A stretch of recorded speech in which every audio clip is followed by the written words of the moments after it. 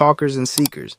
Welcome back to the chat. You already saw the thumbnail, so you know we're going there. Yep, Love is Blind, Pop the Balloon, and the dating circus we've all become audience to. Or worse, participants in. Now, I know what you're thinking. Not another anti-love rant, Blez, but hear me out. This ain't that. Today's episode is about why these shows exist, what they expose about modern dating, and how entertainment has basically raised a generation to confuse performance with partnership. Let's start on a positive note, because believe it or not, there is something kind of hopeful about these shows. First of all, let's be real. People still want love, they want to be chosen, they want connection, even in a world drowning in swipes, ghosting, and situationships. These shows tell us that deep down we still crave something real. Secondly, Love is Blind put a whole spotlight on vulnerability. Talking through walls, no filters, no makeup, no flexing, just voices and vibes. That's kind of beautiful, no? And third, Pop the Balloon, as chaotic as it is, still pushes people to be bold. To say yes or no to love to someone's face. That's more than we can say for most people hiding behind dating apps. So, yeah, there's hope, even if it's wrapped in reality TV. But now, let's talk about the mess, because these shows also expose just how twisted the dating world has become. First of all, romance is now performance. It's content, it's camera angles, it's drama, it's trauma. You think that's real love? Nah, fam, that's love as entertainment. Then there's the way men are treated on these shows, reduced to vibes, wallets, and height. One guy sneezes wrong and boom, balloon popped. How is that healthy? Meanwhile, some of the women come in with checklists longer than their Amazon carts, and when they get rejected, suddenly he's the villain, even though she just embarrassed 3 guys before him on the same stage. And don't even get me started on groupthink. One girl says a guy is too short or too boring, and suddenly the whole herd follows suit like we're in a high school lunchroom. What happened to thinking for yourself? Let's start with Love is Blind. The show sells itself as the hopeful antidote to shallow dating. You fall in love with someone's soul, not their face. But what happens the moment they do see each other? Drama, insecurity, second guessing. These people swear they're ready for marriage, yet the age bracket says otherwise. Most contestants, mid to upper 30s. That's the panic zone. For women, statistically, it's the age where panic around marriage kicks in. And ironically, that panic doesn't soften their attitudes. No, they show up more entitled, more picky, more combative. It's like saying, I'm finally ready to settle down, but you still have to jump through 300 hoops. Bruh. If love is blind, why is your checklist still reading like an HR onboarding form?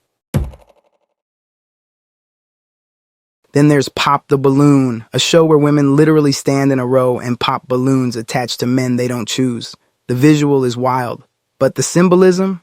It's rejection, gamified, aesthetics, vibes, microaggressions, all turned into clickbait. And even here, with a format basically designed to empower women, they still act ungrateful, unimpressed, and bitter.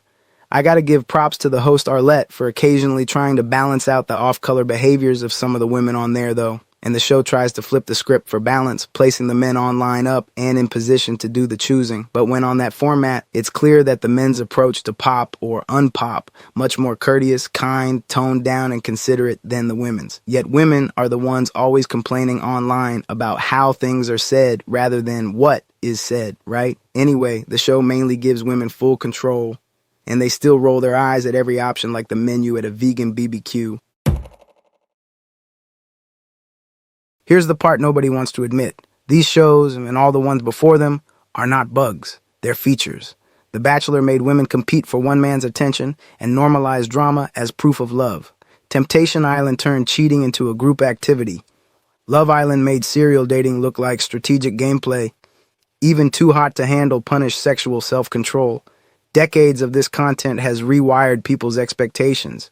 It created a generation that thinks if love isn't chaotic, competitive, or content, then is it even real? And these shows teach you one thing above all. Your worth is based on how long you survive the elimination round. Love? Nah, just social validation on steroids. Here's where it gets awkward for the modern narrative. Let's look at post-30 marriage stats. Women's happiness tends to decline from age 35 onward if they're single or divorced. This is well documented in studies from Pew Research and the Journal of Marriage and Family. Men, however, statistically report increased life satisfaction post-40. And why? Because men's peak income, self-confidence, and freedom often develop later. But reality shows never frame it like that. Instead, they shame men for becoming more selective, while cheering women for becoming more empowered, even if the results say otherwise. We're told women peak sexually at 35. But men? The narrative that men lose sexual capacity utterly, that's a myth. The truth is, many men age well sexually, adapt, and even thrive. Just ask all the uncles buying bottles at the club and enjoying young friends on their yachts. All of this with women my age group. But you won't hear that version on that stage.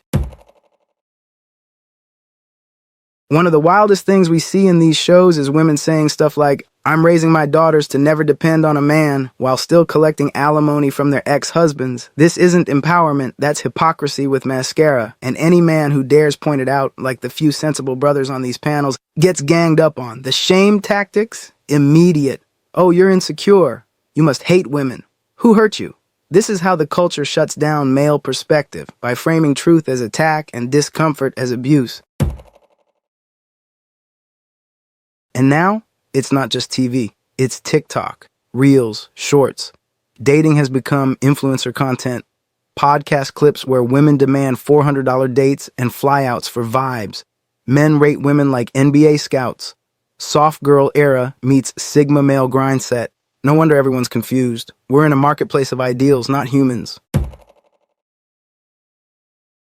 The popularity of these shows is a paradox. On one hand, people still crave love. They crave belonging. That's the hopeful part. But on the other hand, they've been taught that love is a prize, a performance, or a punishment. So even when they try to find it, they ruin it. That's the tragedy. And it's why men are checking out, women are burning out, and both are turning to entertainment to feel seen, instead of turning to each other. So here's my advice. Watch these shows, but don't become them. Don't let Hollywood shape your love life. Don't let validation become your currency. And don't pop balloons when you've never blown one up for anybody else. I'm Blez. This was The Chat. Like, comment and hit that bell, especially if you still believe in something real. We out. And if you really can't take it, become a hermit.